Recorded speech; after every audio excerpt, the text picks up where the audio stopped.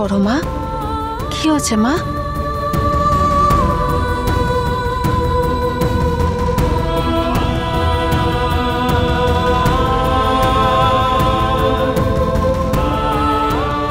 আরে মা বাবার জন্য মেয়েটা কষ্ট পাচ্ছে।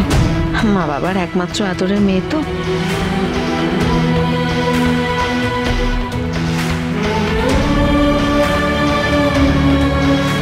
বড় মা, আজকের এই শুভ দিনে এভাবে কাঁদতে হয় মা? কেঁদো না, সব মেয়েদেরই তো বাবা মাকে ছেড়ে যেতে হয়।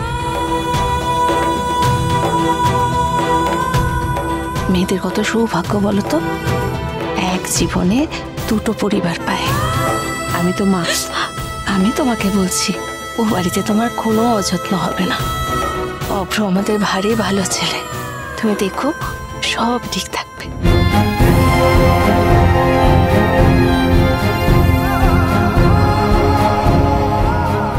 তুমি চিন্তা করো না, তোমার ভালো লাগার জন্য করতে পারি সব।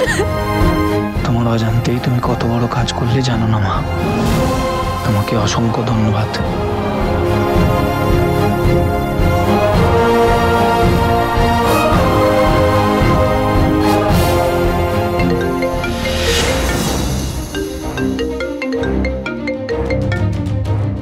Hello hello sir, Sudipa.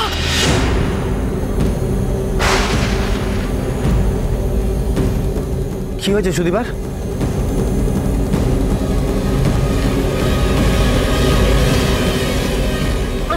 Sir ওই সুন্দর আর ওর লোকজন তারাকে আমার দিদিমণিকে তুলে নিয়ে চলে গেছে স্যার। সর্বনাশ হয়ে যাবে স্যার, আপনি আসুন, শিগগির আসুন স্যার।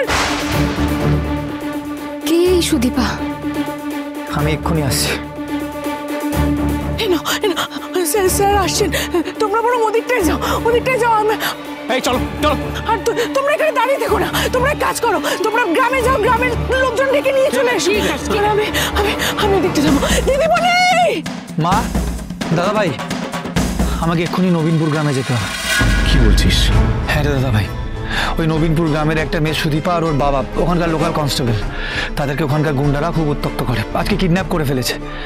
আমাকে যেভাবেই হোক যেতে হবে, নাহলে এই মেয়েটার ব্রাইট ফিউচার নষ্ট হয়ে যাবে দাদা।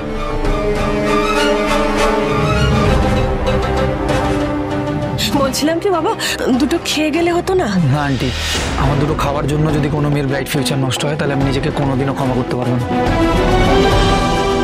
আদিত্য, তুই এক্ষুনি যা। একটা মেয়ের জীবন আর সম্মানের থেকে বেশি আর কিছু হতেই পারে না। এক্ষুনি যা। হ্যাঁ মা।